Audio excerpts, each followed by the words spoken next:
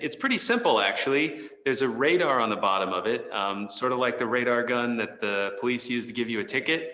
Well, this thing has a radar that tells us how far the satellite is from the ocean surface. So it bounces a wave off, measures the return time, and then it also has a bunch of positioning systems. So if you know where the satellite is and you know how far it is from the water, then you can use both of those pieces of information to tell you how tall the ocean is. And that's what we're measuring, the height of the ocean.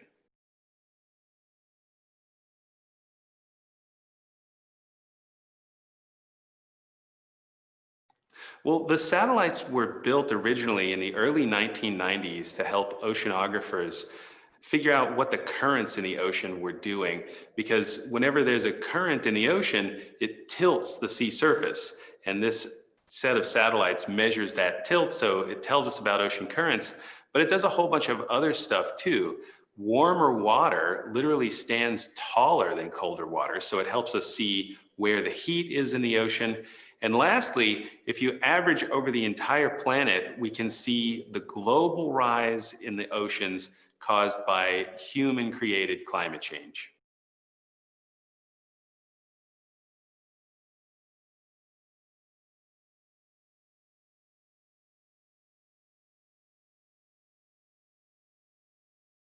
If you think about it, more than two-thirds of the planet are covered by the oceans. So as we watch the levels of the oceans rise, we're really watching the entire planet be reshaped by this signal that we're causing in the climate.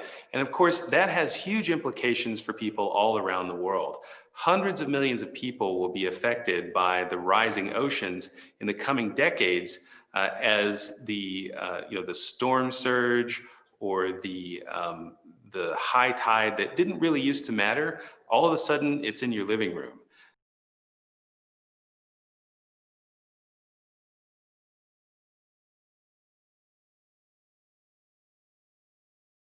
Traditionally, we measure sea level at the coastline with tide gauges. And these are great records. Some of them go back more than 100 years. So they give us a historical perspective, but they're only at those single points. And the oceans cover more than two-thirds of the planet's surface. So if you want to see the whole thing, you have to do it from the bird's eye view.